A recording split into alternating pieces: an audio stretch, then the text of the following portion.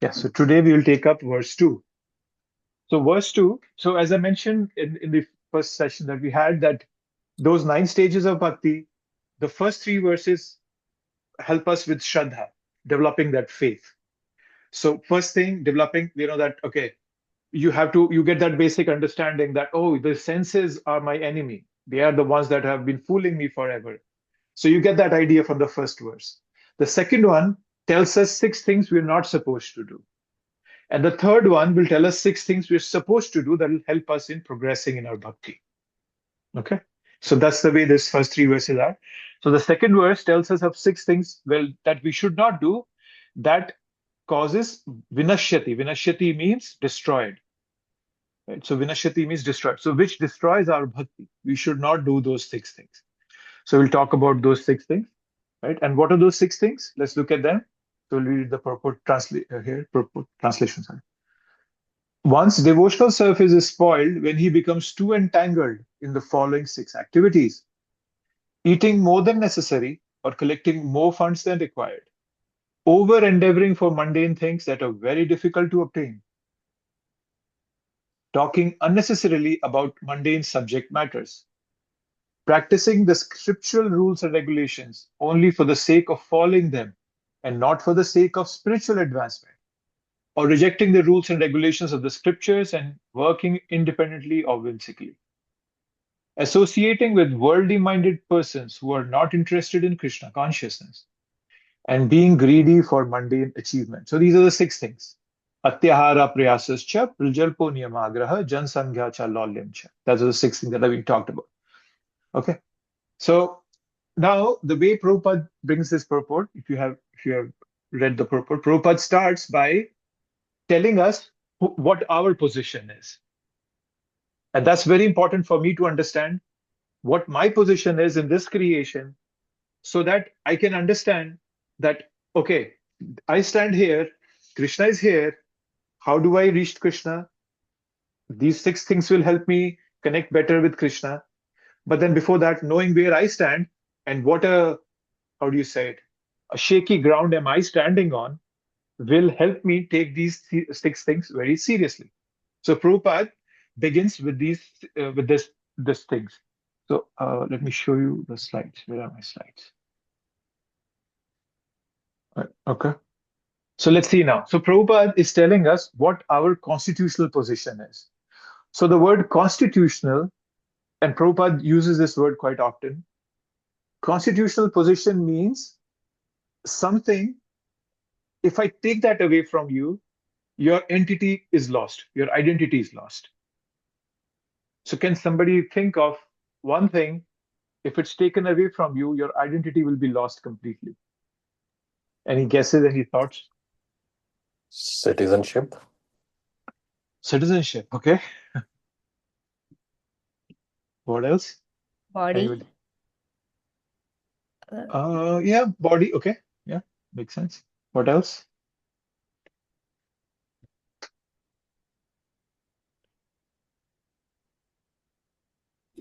Profession. Mind. Prakriti. Mind, okay. Prakriti, our nature, okay. What else? Talent and abilities. Our talent and abilities. Okay. I'll say, let's see. That's fine. Okay. What else do you think? Soul. Profession. Sorry, I didn't get that. What was that? Profession. Profession. Okay. That's good. That's good. Yes. What else? Hope. Hope. Yeah. If my hope is gone, then I'm nothing, Okay. Hope. Soul. Well, soul is my nature. Like, who am I? I'm the soul. Yes. So yeah, if you take away the soul, then yes, I'm done for it. Yes. Soul. Yes. Soul and body is, yeah, of course, but as long as we are alive, because we have soul and body, we are alive. But if we don't have any hope, that's what I think.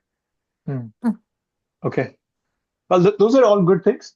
The way Prabhupada uses that, the word constitutional position, Prabhupada says, like, for example, Prabhupada gives a very commonplace example of happens there. He gives an example of sugar. So the constitutional position of sugar is to be sweet, right? So if you take sweetness away from sugar, its constitutional position is lost, right? So that's the constitutional position of sugar, for example, right? So Prabhupada, sorry, what was that? Sorry, I didn't get that. No, it's mainly nature and prakriti. Yes. So, but then what is our nature? Can you think what is our nature that is very inherent to us, that if you take away, I lose everything? To serve Krishna. Krishna Nitya Das. Yeah, that's it. Yeah, Krishna, we are servants of Krishna. That's our position. So Prabhupada starts by telling us that we are uh, in three or this so-called this creation is divided, the living entities or the nature is divided into three parts. So he says the first one is the antaranga shakti. So Krishna says this is just give me a second, let me close that. Antaranga shakti, or that's the internal potency.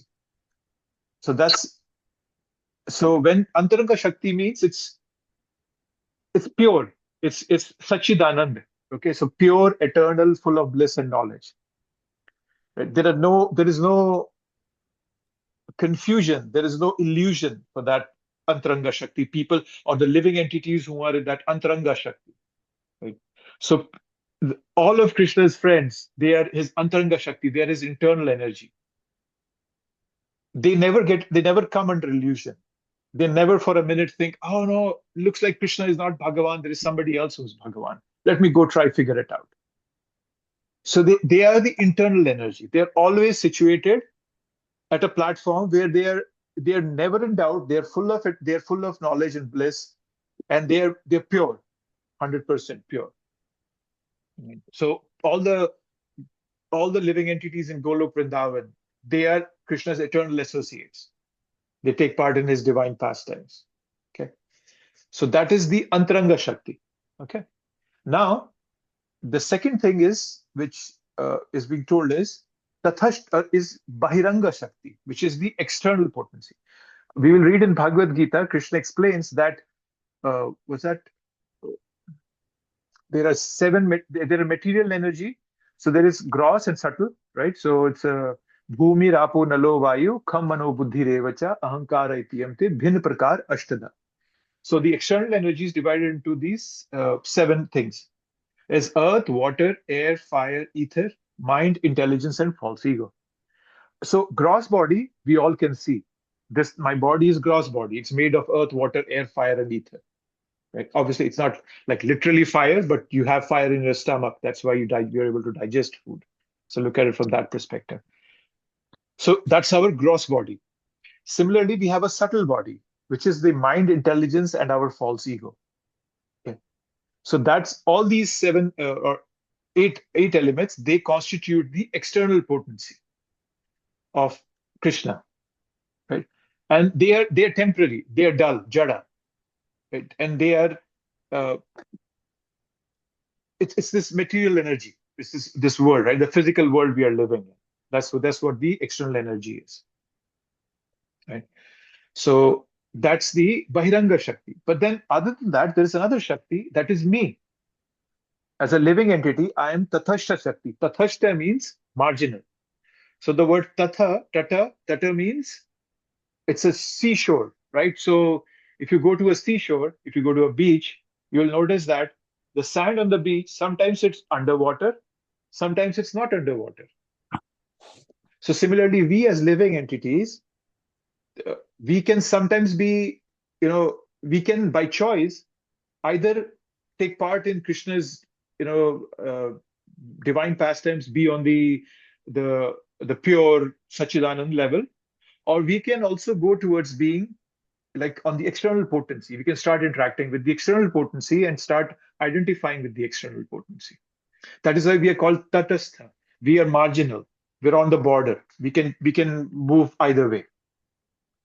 So these are the three energies that Krishna has. Okay. we as jivas, jiva means a living entity, we as jivas have the freedom to choose. Do we want to stay in illusion, or do I want to return to our real life of devotional service, which is our constitutional position? Jivera Swarup Hoy Nitya Krishna Das. Mahaprabhu taught that us. Jivera, Jiva, living entity, Swarup, your nature, Swarup, or your true form. Jivera Swarup Hoy Nitya Krishna Das. I am eternally a servant of Krishna. It's not that once I was a servant and then one day I'll go and merge in Krishna, one day I'll separate from Krishna. No, I have always been a servant of Krishna. I've always been a part and parcel of Krishna. I never was a part of him. I was not one with him ever. Okay, so that's the nature of the living entity, jivas. And bhakti yoga, which you all are practicing, helps us switch our association from the external to the internal energy. That's the whole purpose. That's why we are reading these books, because we want to move towards the internal energy of Krishna. So when we are children, a mother loves her children, or let's say a 5-year-old kid at her house, right? A mother's house. So the mother has love for the child, but she does not have full faith on the child that the child is going to, let's say, if the child picks up a knife, the child would know how to use the knife. No. So the mother knows that, oh no, yes, I love my child, but then I cannot just have blind faith on, oh yes, the child will take care of himself properly. No. So in similarly, Krishna loves us, but then for him to have faith on me, I have to demonstrate that I am, reliable, responsible, sincere, and consistency, as you've been talking about. So that's what Krishna is asking for.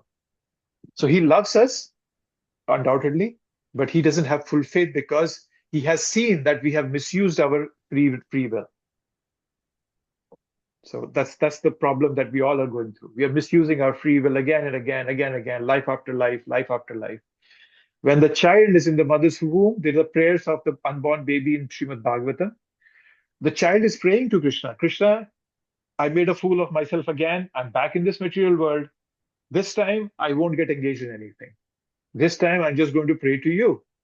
But the moment the child comes out, the material energy grabs the child.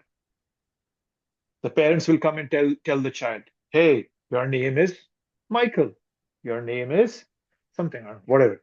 But then you have labeled with a name, a religion, a society, a caste, whatever it may be. And then you grow up, you go to school, you're identified with all that. Then you go to work and people identify you. I'm a scientist, I'm a doctor, I'm an engineer, so forth. So we have all these identities that we take up through our life. And because of that, we forget our true identity, which is Nitya Krishna Das. And spiritual practice helps us revive that knowledge. And as I said, that's why we all are sitting here and reading, because we have interest in moving towards the internal potency. We want to voluntarily choose to serve Krishna. We don't want to choose to become entangled in the material world. And the moment we choose to serve Krishna by all the processes, chanting, reading, offering food, we come under the protection of Krishna's internal potency. Mahatmanas tu mam partha daivim prakriti mashrita. Mahatmana. So the word, and I think Prabhupada quotes this in the purport. Let me see if I can find it. So these three, here Prabhupada is quoting this verse. This is 9:11, 9:30. Okay. Mahatmanas tu mam partha daivim prakriti mashrita. Those who are not deluded, the great souls, are under the protection of the divine nature. So the moment we choose voluntarily that I want to serve Krishna, Krishna immediately starts protecting us. Well, obviously, it doesn't mean that he was not protecting us earlier. He was protecting us, but he was protecting us from a distance. Because I told him, Krishna, you give me everything, but you don't come in my life. But then Krishna says, okay, fine, I'll stay at a distance. But now I'm volunteering, saying, no, Krishna, please come into my life. Please come. And that's what we are doing when we are practicing this bhakti. Okay, all these three are clear to all of you? Just want to be sure that you got it. No doubts about it. Prabhuji, can you explain more on the Bahiranga Shakti? So Bahiranga is external. So external means what you see around you, right? All this material nature. So I as a living entity, I am conscious, right? When this living entity, me as a soul, came and sat in this body that I have, this body becomes active. The moment I move out of this body is not going to be active at all. So this body of mine is the external potency, is the jadamet, is the matter, the material nature, this matter made of earth, water, fire, air, ether. However, it needs an interaction of a living entity, of a jiva, for this jada or the external energy to become active. So this, yes, so whatever you're seeing around you, which is not, has no activity, the rock, the whatever, the road and stone and whatever it may be, all that comes as the external potency of the Lord. That's the Bahiranga Shakti. So our goal to attain the Antaranga Shakti, right? That should be To connect with the Antaranga Shakti. Yes, connect with the Antaranga Shakti. yeah. That should be our goal. And how do we do that? As we have talked about it, that we do that by whatever we are doing, practicing, whatever all we are practicing, bhakti. That's how we do it. I saw a hand go up, please. Who was that? Sorry, I missed that. Was that you, Atil Veli Mati? Yes, Prabhu, Haribol. Haribol. So when we depart, when our soul departs our life, our body, then we leave this possession, Prabhuji, also, or do we? Position of what? Atarangi Shakti, you said. Antaranga Shakti. That's the Yes. internal potency of Krishna. So do we still keep that? Or No, that's not your potency. That's Krishna's potency, and those living entities who are pure, who are Sachidanand, who have fully convinced that they are servants of Krishna and they are fully engaged in serving Krishna, they are a part of that internal potency. I am not there yet. Oh, okay. I am the marginal potency who can either bend towards being a part of the internal potency of Krishna, or I can bend towards being a part of the external potency of Krishna. So I waver. Yes. Yeah. Okay, Prabhuji. Thank you. You're welcome. There was another hand that went up. Hare Krishna, Prabhuji. Yes. Prabhuji, these three potencies belong to Supreme Personality. Yes. So, and what I can understand, you are also conveying the message that this also belong to us. No. It does not belong to us. They all are Krishna's energies. All these three are Krishna's energies, Krishna's potencies. I as a living entity, am a marginal potency that I can either become perfect and become a part of Krishna's internal potency, or I can move towards imperfection and become a part of the external potency or interact with the external potency. So all these potencies belong to Krishna. I'm a part of those potencies. That's the way to understand it. Some qualities, which means like some or minute level of qualities, I also have, similar to what Supreme Lord. Yes, you have that, but still you have a choice to use them or not use them. Got it. Did that make sense? Was it clear? Yeah, Prabhu. Okay. So there are some. So as we go through these books, you will see that there are some very fundamental principles that you should be clear about. Otherwise, you will be confused when you read the other books. That is why I'm stressing a lot on this, because this will be repeatedly told again and again in all of Prabhupada's books. What is Krishna's internal potency? What is his external potency? I am the marginal potency. So you should be crystal clear on what these potencies are, where do I stand, and what does that free will of mine, is it a good thing or a bad thing? So you should be fully clear about that. So if you have any questions, feel free to ask more. If it's not clear, I'm more than happy to repeat all this again. One more question, Prabhu. Yes. So I understood the qualities of Supreme Personality, but how we connect, like, what is our constitutional position? Is it serving? Yes, of a servant of Krishna. Okay. And if So you as note, per- even in this material world, everybody is serving, right? I serve my boss at work. I come home, I'm serving my family. The president of the country is serving the people. You know, Elon Musk is, yeah, he might be the richest man on earth, but he's also serving because where will he get his money if he's not going to give something of value to the people who, like for example, if he wouldn't have made Tesla, he wouldn't have earned that money. So he's serving the common population. So everybody in this world is serving. However, our purpose in the true form is to serve Krishna. But I am misdirected and I'm serving everybody in this world except Krishna. Yes, you're saying something. I interrupted you, but you should please go ahead. Yeah, Prabhuji, I was saying because I still missing the connection between our constitutional position and activity and three or two type of Shakti which belong to Supreme God. So, Supreme. okay, so let me start again. Krishna has three energies or potencies. One is his internal potency, which he manifests in the spiritual world. Okay, that's his internal potency. All the living entities who are in the spiritual world are a part of that internal potency. Okay. Then there is this material world, earth, water, fire, air, ether, and all that. That is the external potency of Krishna. It's jada. There is no life to it. Only when a human being will touch the stone will the stone actually raise up, and you can pick it up, throw it around. Otherwise, the stone is not going to move around by itself. So it doesn't have any activity of its own. So that's the part of external potency of Krishna. The living entity, is the third type of energy of Krishna or potency of Krishna, which is marginal potency, right? So now, me as the marginal potency, I have that option that I can purify myself and become a part of Krishna's internal potency, go back home, back to Godhead, and become a part of his internal potency. However, I also have that option to engage with the external potency and become very much like the external potency also.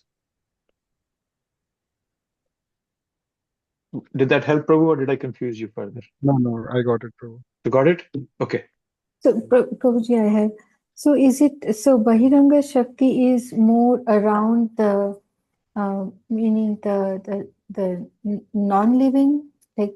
Yes, the non-living. Okay. Yes. So that is also the creation of Supreme Godhead only. Yes, it's the creation of Supreme Godhead. You're right. I'll give you an example. Okay. A mother is in the kitchen, she's cooking, and a four-year-old kid comes and says, Mama, I also want to cook. Now the mother knows that the kid cannot cook. Okay. So what the mother will do, mother will buy a toy kitchen for the kid and give it to the kid. Okay, this is your kitchen. You cook, you drink whatever you want to, you make something, and obviously it's not like an actual functional kitchen, right? So the kid can just play there. However, a time comes when the kid will realize that, no, this is not the right thing. When the kid will become hungry, he'll go back to his mother. Similarly, I as a living entity was telling Krishna, Krishna, I want to also enjoy like you are enjoying. And Krishna keeps telling me, you cannot do that, right? But Krishna, I kept arguing, no, I want to enjoy, Krishna. So Krishna said, okay, I'll make a toy kitchen for you, and you can play there for some time, right? But I'll come with you as in your heart as the super soul. But then I will let you play there, and I'll wait till you realize that this artificial kitchen cannot feed me. Then you will realize that, only my mother can feed me. So similarly, we as living entities are in this artificial world that Krishna has created for me because I wanted to enjoy separately from Krishna. However, I cannot enjoy in this world because that part is missing. That only happens when I connect with Krishna. The happiness will only come then. So Krishna is just waiting, like the mother who's just waiting that when the child gets hungry, he start looking for his mother, and then the mother will feed him. Similarly, when I become hungry for realizing who I am, what my true nature is, why am I suffering in this world? Why is it that every day I wake up and I have to work like an ass, and then I start questioning it, and then I get to meet devotees, and then they tell me, oh, you are Nitya Krishna Das, and then I connect with Krishna, my true mother. and then I'm fed and my hunger goes away. So that's the way to understand this whole creation and those three potencies. Was that Thank you, helpful? Prabhuji. Yes, Prabhuji. Okay. Nitya Radha, Mataji, please go ahead. Prabhuji, what I understood so far is that these three energies, like this Bahiranga Shakti, which is a material nature, is it about like the material happiness which we seek in the world? Is it talking about that? And this Ataranga Shakti is talking about the like spiritual world, like chanting or doing service. Are you talking about is this related to that thing or something else? So the chanting, the process of bhakti that we are adopting, is a process which me, as being the marginal potency of Krishna, is voluntarily choosing to be included in the internal potency. Right? That's why I'm doing it. Because Krishna, I want to be a part of you. I want to come back to you. I want to play with you, eat samosa with you, whatever it may be. So that is the desire when we do bhakti. So bhakti is the process I adopt to become a part of Krishna's internal potency. Okay. And what about material nature? When we are aspiring Yeah. for material things, it's about that. Yes. So when you're aspiring for material things, then we are engaging more with the Bahiranga Shakti, the external potency of Krishna. And I'm looking for that happiness in those external things. Okay. And And right now, I'm sorry. yes, go ahead. Go ahead. So right now we are in Tathastha Shakti, which is marginal potency. Yes. So we Yes. can go either to Ataranga Shakti or Bahiranga Shakti. It's up to us.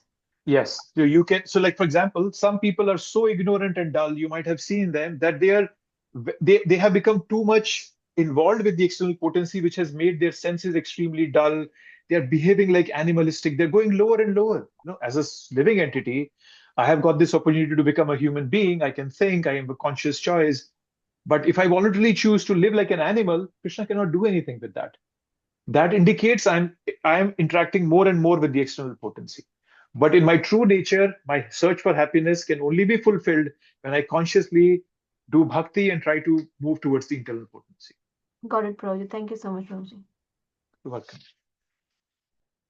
All So clear? Prabhuji, yes, Yes, Prabhuji. yes, Prabhuji. So these all three are qualities of Bhagwan, Yeah. and we belong to one of the quality, which is marginal potency, and we have the choice to go to one of them.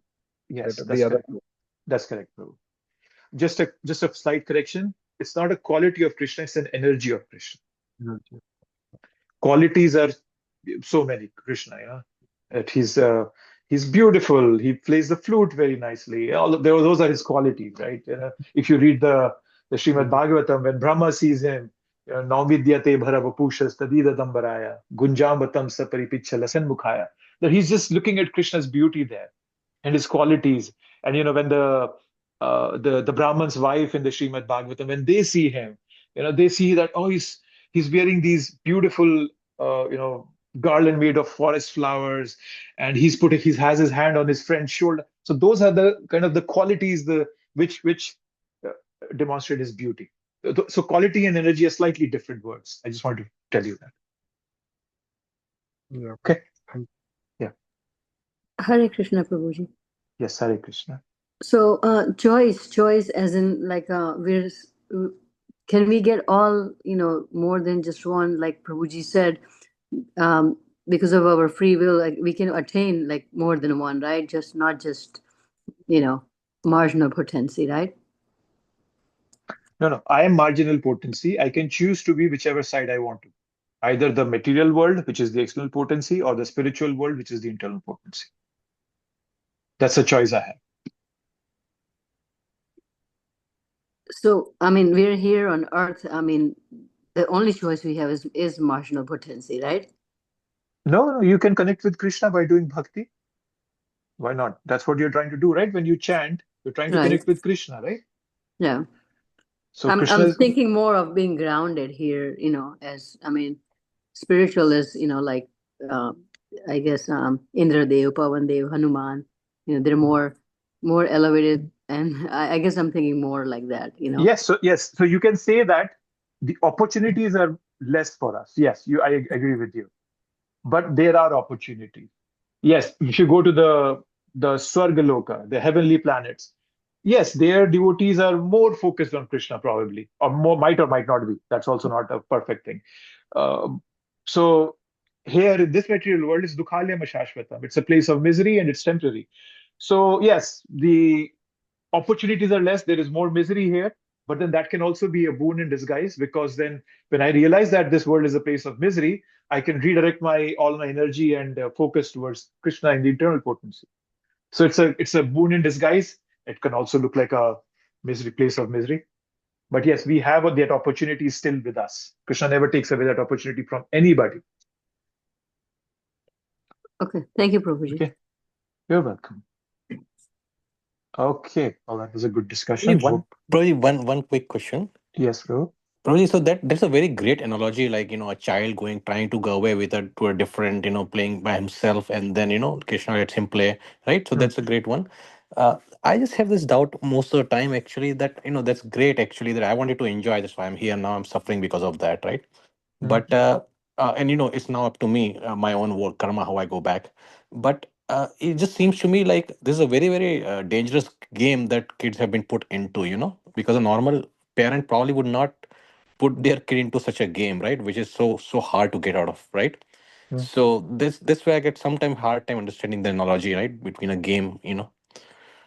Well, it's not a tough game, Prabhu.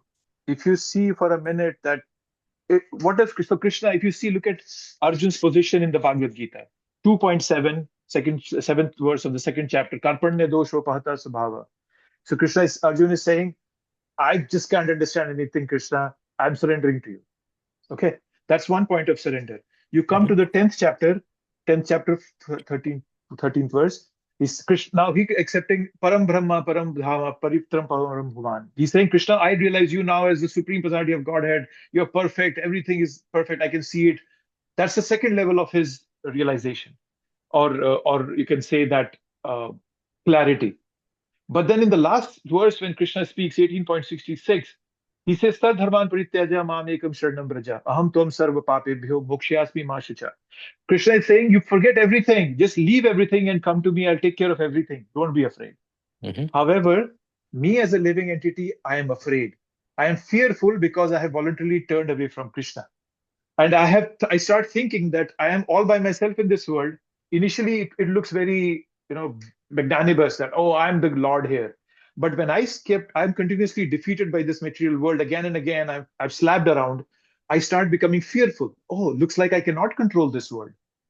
But Mhm. because I have turned away from Krishna, this world looks very dangerous too. But if you bring Krishna back into your life, this world becomes a very beautiful place again. Everything becomes a lesson. This whole universe becomes like a university for you to learn. Everything is for Krishna teaching me something or the other here. Then all your misery goes away. It's just the way I'm looking at this world that whether it's that makes it dangerous or it makes it a beautiful place to live. This world is neutral. I put colors to it. So yes, I agree with you. It looks dangerous to us right now, but if you look at it from a like, let's say, we all are grastas. We all are, we have families to take care of, mortgages to pay, and so forth. If one of us just stands up and say, "I'm renouncing everything. I'm becoming a sannyasi," suddenly all those miseries go away. I don't have to worry about earning anymore. I don't have to worry about taking care of a family. I'm not worried about where my food is going to come from. I'm totally dependent on Krishna. This world becomes a place of free of miseries for me now. Some miseries will be there, but it becomes a far better place for me. Mhm. So it's just a viewpoint that makes us feel that this place is a dangerous place. But as I said, that viewpoint is coming because I have voluntarily turned away from Krishna. I see.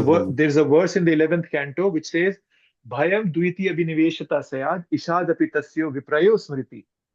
So Viprayo Smriti means, as you know, Viprayo means uh, turned around. Smriti means knowledge or remembrance. I have voluntarily turned away my intelligence from Krishna.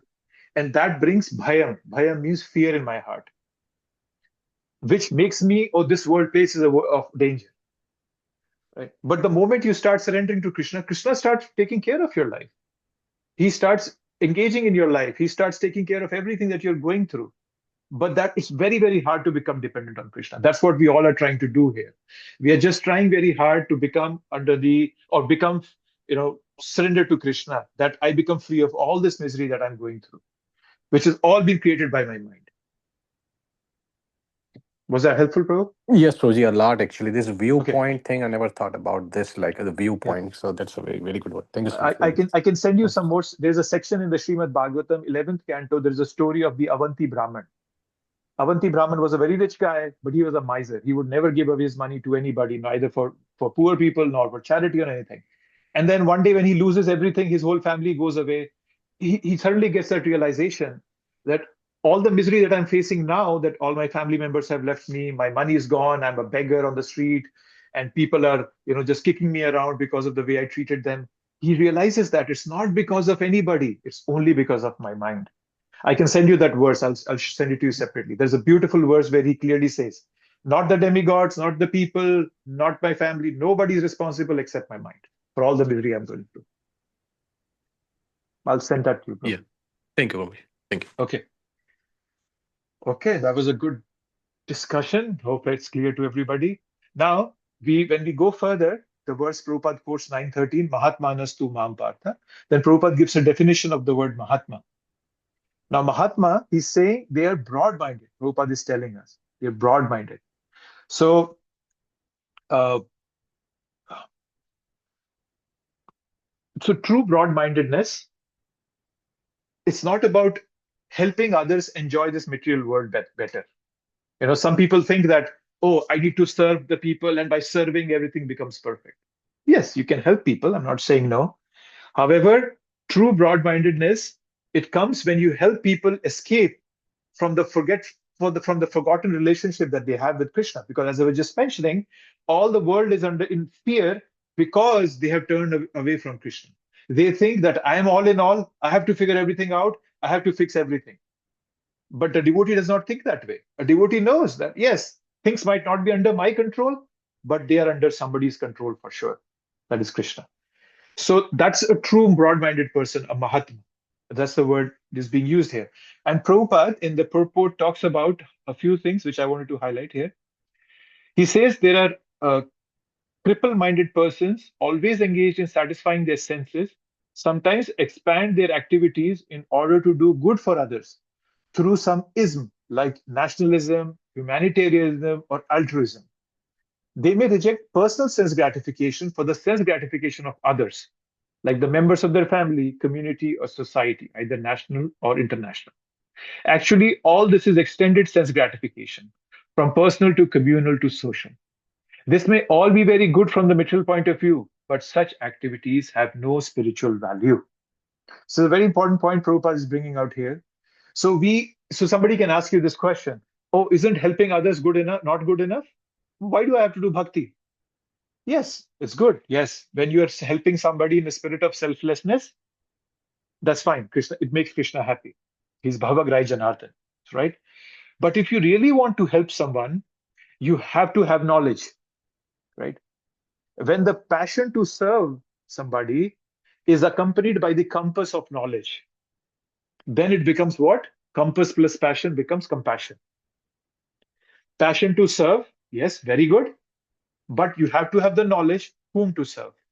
Yes, Jhulan Yatra, please. Last week, you mentioned that the 9 stages, and in the first stage is Shraddha. And you mentioned that it comes after lifetime of piety. So when you were talking about this, gratification for sense gratification of others, like the members of the family, probably when you keep doing this life after life, you can like reach the stage of Shraddha at some point. Yes. These all count to good activities. And Krishna says this in 7th chapter, verse number 3. He says, Manushya nam sahasreshu kaschid yatati siddhaye yatatam api siddhanam kaschin mam veti tatvata. So he's saying, Manushya nam sahasreshu kaschid yatati siddhaye. Out of millions of people, only one try to take up spiritual knowledge, right? So those millions and millions of people, they are doing some piety, but they haven't accumulated enough of that piety to come to the level of asking the question, who's controlling everything? Who's behind all this? So then they have that spiritual mindset, and then a time will come when they'll keep accumulating that. They will, oh, there is a person behind it. This person's name is Krishna. These are his qualities, and so forth. So yes, it's a progression that's happening. So, however, and as I mentioned, if that thought or that idea or that realization doesn't come that yes, I am helping others, but but in what sense am I helping them? Am I helping them, helping their material body, or do I want to help them as living entities, as souls? That differentiation has to come. That is why I mentioned a spirit of selflessness has to be there. First of all, yes, that I want to serve, but then there also has to be understanding whom am I actually serving. That's where this knowledge comes handy for us. As I was saying, passion to serve connected to compass of knowledge. Then it becomes compassion. That's true helping somebody. There is no real compassion without the compass of knowledge, right? If we want to help people, we really need to know what the problem is. And how will we know what the problem is if we don't know who they are truly, right? If somebody is having a heart attack in the street, your help might be actually detrimental to them if you're not a doctor. You might have all the good intentions in the world to help them, but you don't have the knowledge.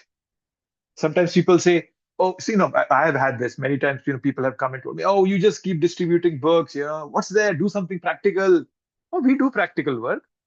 We serve prasadam. There are a lot of welfare projects going on, but we also distribute books that have spiritual knowledge that give people the compass of wisdom, which if they combine with the passion to serve, they can change the face of this earth.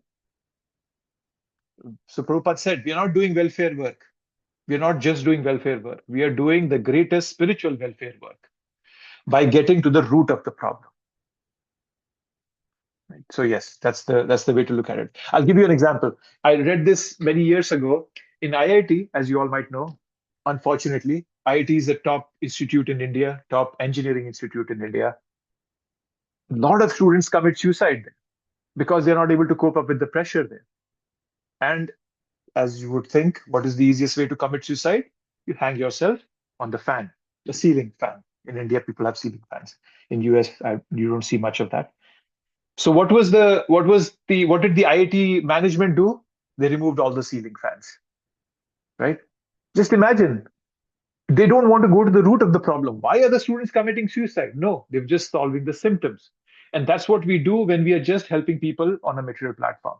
We're just solving the symptoms. We're not helping them with the root of the problem. It's very natural for us to be compassionate. At the same time, we must see how best we can serve somebody because we all have limited resources. And what is the most effective way to help others? So that's something to keep in mind. That's why Prabhupada is highlighting this here. Yes, it is some sort of service, but still on a material platform. Such activities have no spiritual value. So spiritual value has to be connected to those things. Okay, so that was that part. Then there are three kind of miseries that we all go through. Prabhupada is helping us understand that. So these three types of miseries are Adhyatmik Klesha, Adi Bhautik Klesha, and Adi Daivik Klesha. They are the three miseries that we all have. Adhyatmik Klesha is created by one's own mind and body. For example, my mind can fool me to believe something which actually is not true. So, and then eventually, it might be like, oh, looks like my manager is favorable towards me. This year I might get a promotion. And when I don't get it, I become miserable. So that's Adhyatmik Klesha. That's something that I have created by my own self. Adhyatmik Klesha. Adi Bhautik Klesha is created by other living entities. A very good example is COVID. COVID was a virus. It's a living entity. Similarly, there are wars happening, bombs being thrown on each other, whatnot. Right? So that is Adi Bhautik Klesha. And then there is Adi Daivik Klesha. Adi Daivik Klesha, which is coming from higher forces of nature. There are droughts, there are tornadoes that come in, there are forest fires that happen. We had a devotee from New Vrindavan in our house today, and she was telling us that how actually Adishwari, she comes to our class. Her mother is getting initiated today by Radhanath Maharaj, so she's out there. So she was telling me that how her house has been flooded 3 times in the last month or so because of heavy rains in that area. So that's created by higher forces of nature. We have no control over it. So we all are going through these 3 things. When we are in this material world, we all are going through these 3 things. However, when we do bhakti, bhakti teaches us how we can look at all this as, something as being something that's because of my own karma, and I can just accept them and keep doing my bhakti, and then just wait for Krishna's mercy to happen. That's the right approach. That's Brahma's 10:14:8, where he says that. Okay, so yes, Prabhupada is telling us about these three. Okay, so now let's come to the 6 things that are there. Atyahara, Priyasya, Prajalpa, Niyamagraha, Jansangha, and Lolyam. Atyahara. Atyahara means collecting more than what we need. Right? So in the first verse, we were told to control our senses. So when we try to control our senses, we may have desires, right? We can be free from those by focusing on the higher things, right? Vishaya vinivartante niraharasya dehini. So ahar, yeah, atya ahar. Ahar means food. Atya means more than necessary. But then there can be food for our body. There can be food for our mind. Right? Food for body is obvious. Food for our mind is collecting more, like, getting a fancy car, better houses. Prabhupada gives an example in this somewhere here that birds don't accumulate. If you put a bag of grain somewhere, the birds will come, they'll take as much as they can eat, and they'll go away. If a human being comes, he'll pick the whole bag of grain and he'll walk away. Right? So that's what humans do. Right? But that doesn't mean we do not save for the future. Right? This analogy I gave of the bird is about the grabbing tendency that we human beings have. Okay? That can also come in the spiritual, religious realm, where we want to gain, or like ahar for our mind. I want more followers, more popularity. People should come and glorify me. That becomes atyahara in a more religious domain or spiritual domain, but still is atyahara. Right? So yeah. So the principle is of balance, not neglect. Okay. I'm not saying we should not save for bad times. Right? That's not discouraged. But we should not accumulate excessively out of greed, out of fear, or out of insecurity. For example, when COVID happened, people just rushed to collect toilet papers. I could never understand why was that. I have a neighbor, and whenever he opens his garage, I see him. He's just in front of my house. He still has at least 30, 40 packs of toilet rolls in his garage, which are his leftover from his COVID times. That's over accumulation. That's coming out of a sense of fear, insecurity. Right? We forget that everything ultimately belongs to Krishna. Ishavasya midam sarvam. That's the first verse of Ishopnishat. Right? So it's a principle of balance, not neglect. Atyahara. You should not over accumulate excessively out of greed, fear, or insecurity. Right? This excess, when we collect excess, that creates anxiety. The more we accumulate, the more you are worried about how to protect all that. Okay, 1 car, fine. 2 cars, more insurance to pay for. Now you're worried, oh, my car is standing in the street. I don't know, brand new car, somebody might come and scratch it. So that's excess. Excess breeds anxiety. And then it deprives others. When I accumulate, somebody somewhere is not getting what he's which a part of his quota. So that's we'll discuss that more in Ishopnishat, right? Furthermore, this desire to overaccumulate, it entangles the soul. When we accumulate more than needed, our identity subtly shifts, as we were talking about, right? It moves from the concept of going towards internal potency, it starts moving more towards the external potency, right? So from being a spiritual soul, I become a controller, a proprietor. I forget that I'm just a caretaker here. I'm not the owner, right? So these are the things happen when we try to collect more than what's necessary. So yes, so we all have to be practical. We have to collect what is needed, right? There has to be some modest emergency fund. That's wise and responsible. But don't hoard. Don't collect out of fear or greed, because it might create material abundance, but it creates inner poverty for us. Trust in Krishna. Cultivate a sense of dependence on Krishna. There is a divine arrangement. Everything is happening for a reason here, right? So Krishna says this in 9th chapter, that that who are constantly devoted and who worship me with love. I give them the understanding, right? Tesham satata yuktanam, that's sorry, not the 9th chapter, that's the 10th chapter. Tesham satata yuktanam bhajatam priti purvakam tadami buddhi yogam tam yena mam upyanti. I give them all the knowledge if they approach me with love. I give them all the knowledge they need to survive in this world. So that's atyahar. Okay. And what you have to do is not collect, right? That's the solution. The next one is prayas.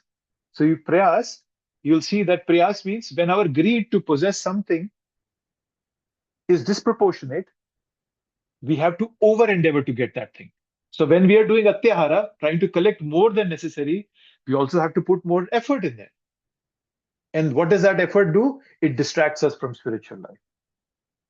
If we can maintain some possession without it causing anxiety, then it will not be considered atyahara or prayascha. So we have to figure out what is manageable anxiety and non-manageable anxiety for us. So prayas here, the effort here, is used in a negative connotation. Prayas sometimes is also used for bhakti, that you have to endeavor in bhakti. That's a positive connotation, but here it's a negative connotation, right? So when we over endeavor in this material world, it separates us from bhakti. It distracts us from our bhakti.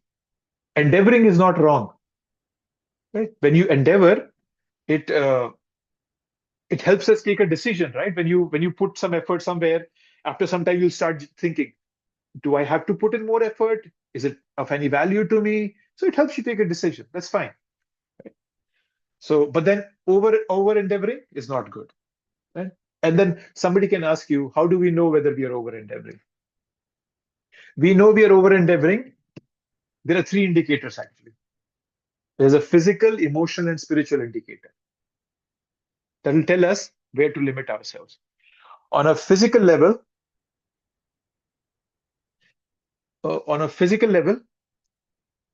your health will become affected when you will over endeavor, right?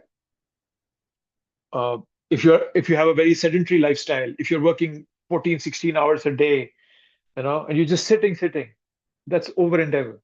I'm not saying you should not do that. If your job requires it, I understand you might have to do it, but you should also consciously try to find ways to reduce it. That's physical level. On emotional level, when we are going beyond and over endeavoring, our relationships get affected. A father leaves early and comes late to provide for the family, for the son, but he never gets time to spend with the son. What kind of endeavoring is that? Similarly, spiritually, the sense of urgency to develop spirituality, the awareness that spirituality is our ultimate goal, all that fades away when we over endeavor. And you will know that. I have met people who were doing right up on the top, 16 rounds, doing everything, and suddenly they disappear. Why? Because they say they got sucked into something which they were over endeavoring, and they just deprioritize the spirituality. So that's how we know how we are over endeavoring. So simple living, high thinking. Prajalpa. So the word jalpa means to talk. Prajalpa means useless talk, unnecessary talk. Yes, Sandeep. Prabhuji, Sandeep? isn't it something over endeavoring as far as like spirituality is concerned? Or it only applies to material plane? No, it can be in spirituality also. But that is a good thing. If you're over endeavoring for spiritual life, if you have the desire to achieve more in bhakti in the right way, it's a good thing. But here it's a negative thing. Okay. Thank you. Prajalpa. Okay, so Prajalpa. Jalpa, as I said, means to talk. Prajalpa means useless talk. But the point is not to be silent, but understand what is more important. Right? That is the thing. Prabhupada talks about this in one of the chapter, I think 16th chapter, where this maunam atma vidigraha, maunam, the word maunam comes. The mauna means to be silent, maunam. So maunam means silent, but what is more important is you should use your talk for a proper purpose. Okay, that's the right way of using your talk, your speech.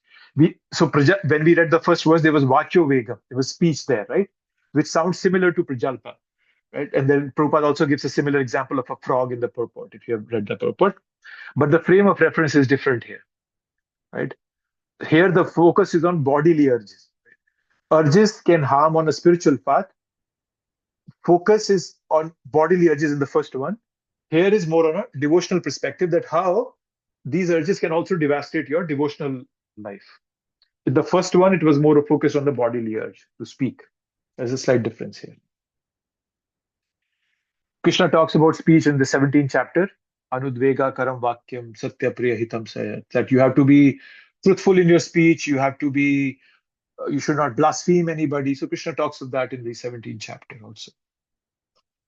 And so when we misuse our speech, and especially to blaspheme others, to malign them, to criticize them, to insult them, that's a very bad thing to do. It can damage your bhakti. In Chaitanya Charitamrita, it's called the Hati Matta Aparad. Hati Matta means the wild elephant offense. Okay? So wild elephant, because if a wild elephant enters a garden, he's going to uproot every single tree in the garden, go over every flower, whatever flower soil bed you have created. Similarly, when we make an offense against others, devotees especially, it's practically we are destroying our own spiritual life. So never do that. And actually, there's a verse in the 4th canto which Prabhupada talks about this. Let me see if I can show you that. It's in the 4th canto, 9th chapter. It's the verse of Dhruv Maharaj.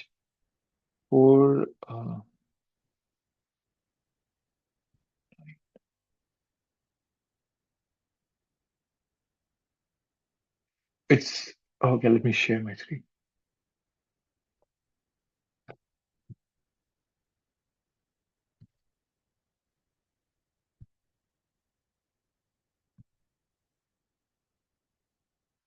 It's 4:9:23. This is Narad Muni speaking to Dhruv Maharaj, and he's telling Dhruv Maharaj what's going to happen in the future. So he tells that his stepmother or his brother will be killed, his stepmother will be married upon the death of her son. She'll go into the forest and she'll be devoured by forest fire.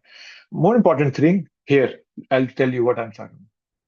His stepmother had insulted Dhruva, who was not an ordinary person but a great Vaishnava. An offense at the lotus feet of a Vaishnava is the greatest offense in the world. Because of having insulted Dhruv Maharaj, Suruchi would become mad upon the death of her son and would enter a forest fire. This was specifically mentioned by the Lord to Dhruva because he was determined to take revenge against her. From this, we should take the lesson that we should never insult a devotee. Not only should we not insult a Vaishnava, but we should not insult anyone unnecessarily. So this is a lesson for all of us. Don't insult anybody if it's not needed. Try to control your language, control your tongue. If you have to say something, say it in a way that is not offensive. I'm not saying don't tell if somebody is doing something wrong, but you have to find the right way to do it. And why? If you do it in the wrong way, if you offend somebody, our bhakti will be gone. So don't do that kind of an offense. Okay, so that's prajalpa. Okay. Then it comes niyam agraha. So niyam agraha is of two types. Let's see, where is niyam agraha? Prajalpa we talked about. Prabhupada is talking about Jansangha first, but let's go to niyam agraha. Here. So there niyam agraha. Here is accepting some of the scriptural rules and regulations for immediate benefit is called niyam agraha, and neglecting the rules which are meant for spiritual development is called niyam agraha. In this, the diacritics are not there, so it might be hard, I think, but I have those in the here. So you'll see. So niyam agraha means eagerness to accept some rules and regulations, and agraha means failure to accept them. So what does that mean? Let's just quick talk about that. So niyam means a rule, okay, and agraha means to neglect that rule. But agraha means to insist on without understanding the purpose. So what the lesson for us is, don't follow a rule regulation without understanding it. There's a class of Brahmins in India which are called Smarta Brahmins. Prabhupada talks about it in his books. They just follow rules and regulations. They're very strong on that. When to bath, how to bath, when to sleep, how to wake up, what mantra to chant when I wake up, which foot to keep down on the floor when I wake up. They are doing niyam agraha, insisting on without understanding the purpose, emphasizing a rule and forgetting the purpose. So that's one end of the spectrum. The other end of the spectrum is to neglect the rule completely. There's a class of people in India which Prabhupada says are the sahajiyas. The word sahajiya means they have made bhakti very easy. The word sahaj in Hindi means easy, right? They want everything cheap, right? They will, when you go to India, you'll see some people will try to dress as gopi. And they say, "Oh, I'm a gopi, and I'm in love with Krishna. I don't have to do bhakti. I don't have to chant Krishna's name." So that they have made bhakti very cheap. They're called sahajiyas. So that's the other spectrum. So niyam agraha, to completely neglect the rules and regulations. Niyam agraha, to insist on those rules and regulations without understanding the purpose. Right? There is a story, like I don't know if you know the phrase "cat in the basket," that comes from. So there was once this priest who was conducting a religious ceremony, and his disciples were sitting with him who were learning from him. And there was a cat that kept coming in. There was a broken window. The cat kept coming in and would disturb the process, the ceremony. So it kept coming. The priest would push the cat out. The cat would come again. So what did the priest do? He told his disciples, "Go get a bowl of milk and get me a basket."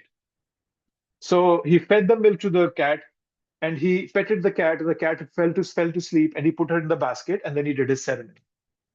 Many, many years in the future, his disciples are now priests themselves. They are doing that ceremony. They got everything in there. Immediately, one of those says, "Oh, we are forgetting one thing." He says, "What is it?" "We are forgetting a cat. Go get a cat, feed the cat some milk, put it in the basket, then the ceremony will be complete." So that's niyam agraha.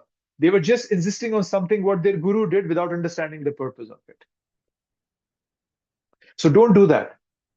That is why Prabhupada has given us a perfect system. He has explained everything to us in this process. And he's asking us to understand the purpose and then move forward, and then follow those rules and regulations. Right? So that's the meaning of niyam agraha. Right? You can discharge all your duties properly, very nicely, but you have to see whether you are developing attachment for Krishna. Attachment means love, whether you're trying to satisfy Krishna. That is the test. If that is not done, you might execute everything perfectly. It's just a simple labor. It's a waste of time. Right? So now the yati ratim shrava eva hi kevalam. The Srimad Bhagavatam. So it's just shrama, it's just hard work. If it does not generate attachment to Krishna in your heart. Right? So understand it that way. So don't do niyam agraha, don't do niyam agraha. Be in the middle. Understand the rules and regulations and follow them. Right? Okay, I'll take a pause here. Anybody has any comments, questions, thoughts? So Prabhuji, a niyam agraha, like as in like ignoring, not like, it's sometimes very hard to figure out, right, which rules to ignore and which to keep. So like I think in one of the parts of the Bhagavatam, right, I think there is a story where, I think there's some ritual was missed in some of the yajna, right, and then the devtas got offended. Mm. So, Roji, in this particular case, how do we figure out, like, because all in limited knowledge, right? For somebody like me. So, how do I know, like, which rules I have to follow and which one are not, and so that not to offend these, like, Yeah, no, that's a good point. And the best and the easiest way is you should consult with somebody senior who knows those things. If somebody says, for example, if Prabhupada gave us the 4 regulative principles, why did he give us those 4 regulative principles? He didn't create them out of thin air. There are references in Shastra for them. There is a very clear reference why, if I break any of those rules, how it affects my spiritual life. There is a reason behind it. So yes, consult with a senior devotee. If the senior devotee cannot give you that answer, well, first of all, Prabhupada's books will give you that answer. If not, consult somebody who's senior, and you have faith enough that the person can remove your doubt. Consult with them. If you are doubtful that whether should I do this or not, just go and talk to somebody senior. That's the easiest way. Okay. Okay. Anything else from anyone? All clear? Okay. Then after Niyamagraha comes Jan Sangha. So what Jan Sangha means? Association. So what's your association? So don't associate with material-minded people. So the quality of your heart, the quality of your heart is dependent on the kind of people we associate with. Okay. So yes, so that's Janasankha, worldly minded people. First of all, understand what is association. Okay, let's look at that. Physical proximity is not association. It's not like tomorrow I'll not leave my house because everybody outside is materially minded. No, don't do that. Physical proximity doesn't mean association, right? So, like for example, if there's a fly sitting on my spiritual master's hand, the fly is not getting that knowledge. He's not getting association of my spiritual master because the fly does not have the capacity to understand. I am getting association, and that too if I'm in the right mindset. So association primarily means emotional exchange, right? You might do services with many people, even spiritual services, but that's not association. When you develop a desire to connect with the person, that's called association. Why do you develop a desire? Because you feel that this person has something to offer to me. And similarly, yeah, so that's the true meaning of association. Every association should help you uplift in your bhakti process. If it is pulling you down, that's Jan Sangha. One of the purposes that of ISKCON, Prabhupada, he has those 7 purposes of ISKCON. One of them was to enhance association with devotees, right? To bring the members close together for the purpose of teaching a simple, more natural way of life. Right? So, example is from Ajamil. Srimad Bhagavatam is an example of Ajamil, who saw a prostitute and immediately his whole mindset changed. He was a Brahmin. He had been trained in all the Vedic knowledge from the very young age. But the moment he saw, because his heart associated with that person, with the other person, and had a desire to engage with that person, that's where it was a wrong association, and he fell down.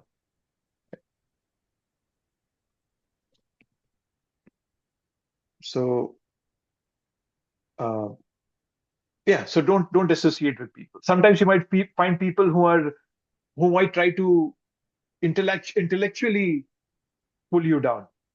They'll try to challenge you. They might say something nonsensical. For example, rain. Why is rain falling on the ocean? The ocean does not need rain. This world is flawed. If someone wants to disbelieve Krishna, Krishna will give the full provision for them to disbelieve him. So don't engage with such people also. Right?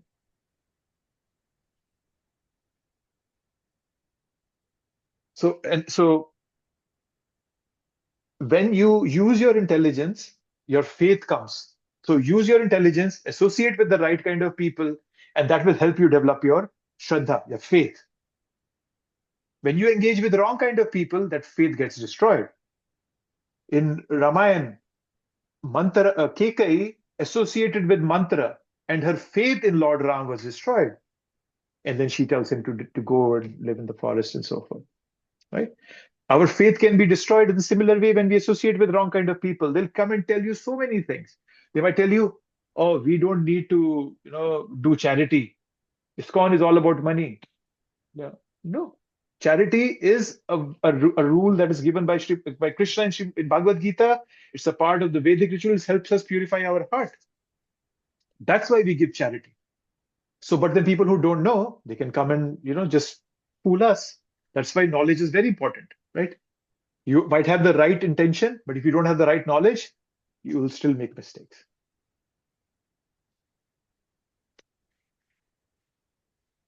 Our faith is like a tree. It takes years to grow, but somebody can cut it off with an axe in an hour. So don't hang out with people who have an axe in their hand and who have the potential to cut down your faith. Hang out with people who have faith, who are growing in bhakti, and who can help you also grow in bhakti. All clear here? Any thoughts? Any questions? Prabhuji, I have a question for you. Yes, Prabhu, please. so for Jan Sangha, when we are going out and meeting devotees, and when in the first stage, Prabhu first we nourishes them with the love. So, but there is a problem, Prabhu. The people who don't know about Krishna consciousness, and we are in a dilemma. Like they are talking about mostly materialistic thing, right? Slowly Mhm. they will grow in Krishna consciousness. They will understand our theories, and they will started coming temple and understand the theory of Krishna consciousness.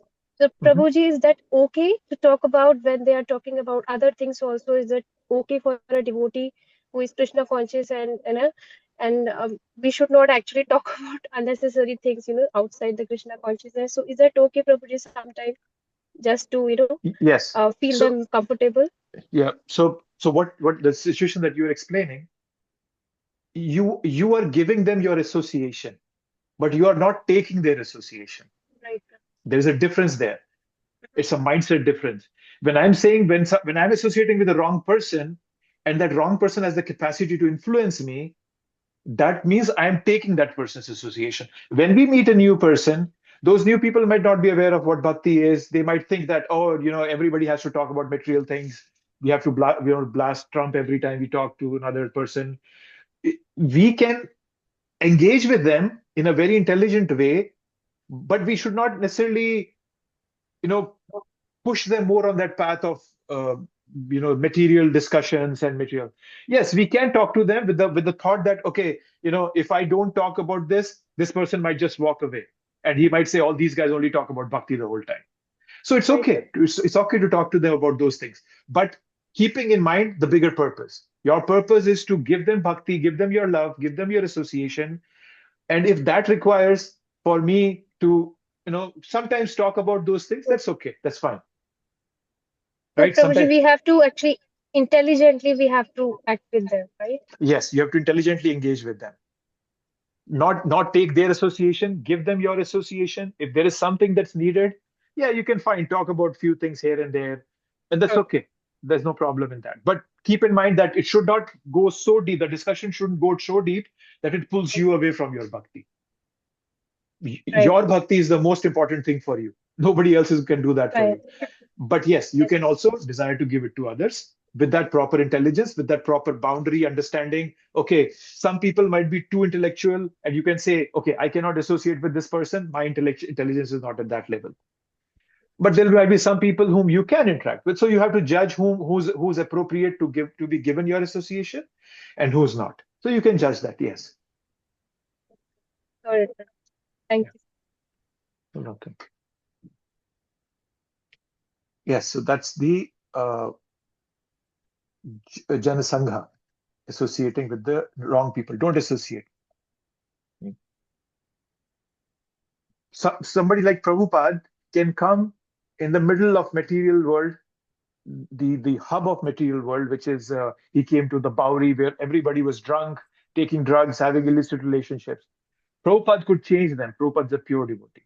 If I go and stand there, there's a very high probability that those people will change me because I'm not at that level of purity. So I should be very cautious to not take their association, not go there. But Prabhupada is a pure devotee. Nobody can touch his bhakti. He's perfect. So he can go wherever he can and he will purify everybody. So that's how we differentiate. So I saw a hand raised. Somebody had a question? Yes, I was going to ask about giving association, not just taking association. So as a devotee, you can give association. Of course, we are not as pure, but we can at least say some things about Krishna consciousness, and it could add into their credit. What is that a shruti? Is that a what is the name? The word shruti or the Shruti, Shruti means hearing. hearing, yes. Not the shruti. There's a the spiritual the credit that you have from the past life, and then you meet devotee. What's the word? Oh, Sukriti. Sukriti. Yeah. Yes, So that's Sukriti. you can give that sukriti to that person, no? Yes, you can give them Sukriti, yes. However, look at it this way. You meet somebody and you give them all the knowledge, thinking that you're giving them sukriti, but then they never come back to talk to you. Is This that a good? Is is that a very good? short term, but the long term, Yeah. it's giving them a benefit in the long term. It's how much benefit you can give them, right? So let's say they come and meet you once, but then they stop coming and talking to you because you give them philosophy the whole time. They'll say, "Oh, this guy's boring. He only talks about bhakti." However, if you can give them a mix of sometimes you talk about bhakti, sometimes you have fun joke with them, then they keep coming. You are giving them your association a lot more by gently, presenting the philosophy in a way that they can accept and understand. But if you just give them the whole knowledge in one go, they'll never come back. Then they'll lose your association. So it's a balance that you have to do. Does that make sense? Thank you. So, Prabhuji, in the Jana Sangha, there could be some good people, there could be some not good people. So the good people, I mean, they will elevate us, they will help to elevate ourselves. But then how is it different from sadhu sangha? So sadhu sangha is Sadhu does Sangha is it taking association of devotees. Here it's not Sadhu Sangha, it's Jana Sangha. You're talking Jana about sangha? Okay. common material people, right? You go out on the street. If you go to Baltimore Okay, when okay. they have an Mhm. Orioles game happening in the stadium, everybody is coming out. They're either very frustrated because their team lost or they're very happy because their team won. And if you go and try to tell them about bhakti, they'll just kick you out. They said, "Are you crazy? My team just lost." So that's Jan Sangha. Why are you trying to associate with them? Don't try to associate with those kind of people. Yes, you should try to give, but then you also have to be very intelligent and know where to invest and where not to invest your energy. Yes, Gandharvika. So when you're in a situation with your non-devotee family members, spouse or parents, you have to endure that jana sangha, and they excessively talking mundane topics. So is that your tolerance is testing for your tolerance to make that relationship very peaceful, but you're gonna be constantly involved with the mundane. No, I understand that. Yeah, and that's a good point. We all have to go through that. You can turn it around and look at it that you are the only person who can give them any spiritual knowledge. They might not be ready right now, but you are the only person. Let's say your parents don't have any spiritual association, your brother, your sister might not have it. You are the only person. So look at it that I'm tolerating it because when they see me practicing bhakti, one day they will also realize the importance of bhakti. They'll see a change in me, and then they will move away from all this material knowledge and material involvement, and try to do something in the level of bhakti. So look at it from that perspective. So then you are trying to give them your association through your actions and less through your words so that they can eventually come to bhakti. But yes, you have to tolerate it sometimes. We cannot just ignore our family. Don't do that. That's not a good thing. Then people say, "Oh, you become a devotee and then you leave your family. We don't like these devotees." So you have to be intelligent there. Thank you. Really, one thing I've seen lately is when you have to associate, there is no time around, and then we are sitting in a setting like that, and let's say a topic comes on alcohol or something, and everybody is discussing an alcohol brand, okay, you can discuss alcohol brands, then slowly you can say, hey, by the way, I don't drink, and then somebody usually ends up asking, hey, why don't you drink, right? And then you can sneak your own little philosophy there, slowly. And I have seen, Prabhuji, that sometimes that kind of makes it into a bigger conversation, and at least one or two people get interested more to hear about it, Yeah, So that's a good thing. Yes, that's a good way of doing it. Yeah, you can talk to them and then just bring it in. I go out for lunches with my office colleagues. One day I went. There was a friend of mine who was leaving, and we were taking him out for lunch. And I didn't know that there was so I accepted that lunch invite. But that day I realized that it's Ekadashi. I cannot eat anything. I went out with them. I didn't eat anything. I just sat there with them for an hour, 2 hours. And they were just asking me, oh, why are you not eating today? I tell them, today is a day when I don't eat grains, I don't eat this, that. And I was just talking about Ekadashi. I didn't use the word Ekadashi and any spiritual things, but I was just giving it from a like a scientific perspective, why I don't like to eat grains on this specific day and so forth. That's why we all have to have that knowledge so that we can bring it in and how to bring it in. And that's a very good way of doing it, Prabhu. Yeah. Thank you. Okay, I just noticed that we are already over time. I don't want to keep you all waiting. We can continue from here. Jan Sangha. We'll continue this in the next class. And also read the third verse.